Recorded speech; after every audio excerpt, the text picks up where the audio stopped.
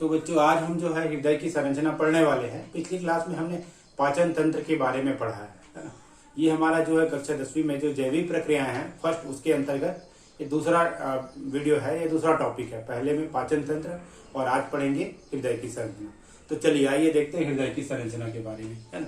जैसे आप सबको पता है कि हृदय जो है हमारे शरीर का एक महत्वपूर्ण अंग है, ठीक है, और यह जीवन पर्यंत कार्य करता है। एक बार जन्म से लेकर जब बच्चे की जन्म होती तब से जब स्टार्ट हो जाता है या माँ के गर्भ में तो उसकी मृत्यु तक ये चलते रहता है ना। तो इसलिए एक महत्वपूर्ण है। चलिए इसकी संरचना स्टार्ट करते हैं। यदि इसकी संरचना को देखेंगे तो ये क्या होता है, एक सुदृढ़ मांसपेशियों का बना होता है जो हमारी मुट्ठी के जैसे ये मुट्ठी है इस प्रकार संरचना के आकार का होता है ना, ठीक। और यदि इसकी देखें हम लोग लंबाई देखें तो लगभग 12 सेंटीमीटर लंबा होगा। चौड़ाई देखेंगे तो लगभग 9 सेंटीमीटर चौड़ा होगा और मोटाई यदि देखेंगे तो लगभग 6 सेंटीमीटर मोटा होता है। वजन यदि देखें तो लगभग 300 ग्राम के आसपास का होता है। अब देखेंगे इसके चारों ओर एक झिल्ली पाई जाती है हृदय के चारों ओर, जो इसकी बाह्य आघात से क्या करती है, सुरक्षा करती है ना। इसमें पेरिकार्डियल द्रव भरा हुआ रहता है, ठीक। तो ये इसकी सुरक्षा करता है। यदि हम इसकी संरचना को देखेंगे तो मनुष्य, देखिए परीक्षा में हम क्या करें, पॉइंट टू पॉइंट नोट करेंगे। पहला बिंदु जैसे बताएं तो यह 4 चेंबर में बटा हुआ है, 1 2 3 4। तो मनुष्य का हृदय 4 चेंबर में बटा हुआ है, पहला बिंदु। दूसरा बिंदु हम ये कह सकते हैं कि हृदय जो है दाएं भाग और बाएं भाग में बटा हुआ है, ये दूसरा।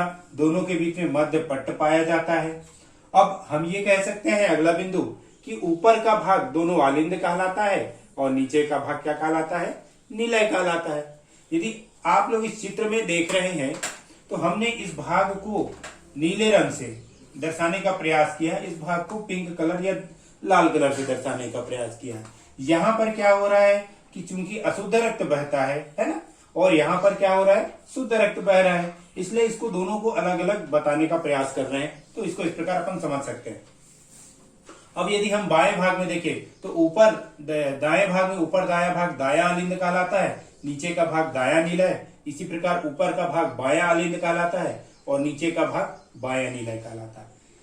दाएं भाग में देखेंगे आलिंद और निलय के बीच जो एक छिद्र पाया जाता है इसको आलिंद निलय छिद्र कहते हैं। इस आलिंद निलय छिद्र के पास कपाट पाया जाता है, इसको हम क्या कहते हैं, ट्राइकास्पिड वाल्व, त्रिवलन कपाट। ये क्या पार्ट का काम क्या होता है, रक्त को आलिंद से नीलय में तो आने देता है लेकिन नीलय से वापस रक्त को ऊपर नहीं जाने देता। ठीक इसी प्रकार यदि बाएं भाग में देखेंगे तो बाएं भाग में भी आलिंद और नीलय के बीच जो छिद्र पाया जाता है ना, उसको क्या कहते हैं, आलिंद नीलय छिद्र कहते हैं, ठीक। यहाँ पर भी जो कपाट पाया जाता है इसको बाइकास्पिड वाल्व कहते हैं, द्विवलन कपाट कहते हैं। तो रक्त को नीचे आने तो देता है, रक्त को यहाँ पर वापस नहीं जाने देता। अब हम पुनः दाएं भाग में आ जाते हैं तो दाएं भाग में ऊपर की ओर देख रहे हैं, एक महाशिरा देख रहे हैं, पश्च महाशिरा कहते हैं। तो ये पूरे शरीर से रक्त को इकट्ठा करके कहां पर लेके आता है, दाएं आलिंद में लेके आता है, इसलिए क्या, पश्च महाशिरा।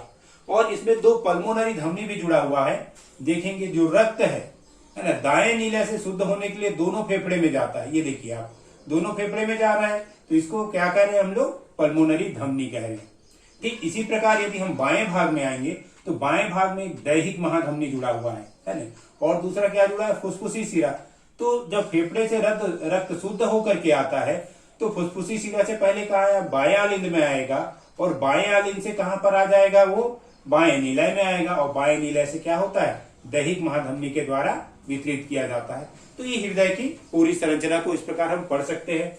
इसके मुख्य बिंदु यदि देखें तो हृदय 1 मिनट में लगभग 72 बार धड़कता है।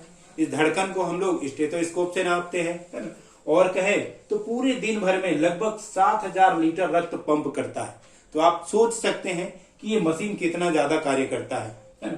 तो लगातार कार्य करने के कारण तो ऐसा क्यों है कि इसकी बनावट किससे बनी है, यदि हम देखें तो ये जो है रेखित व अनैच्छिक पेशियों से मिलकर के बना है। हृदय किससे बना है, रेखित व अनैच्छिक पेशियों से मिलकर के बना है, इसलिए लगातार कार्य करता है। और हृदय की कार्यविधि की बात करें तो विलियम हार्वे नामक वैज्ञानिक ने सबसे पहले इसको बतलाया था, इसकी कार्यविधि को, है ना।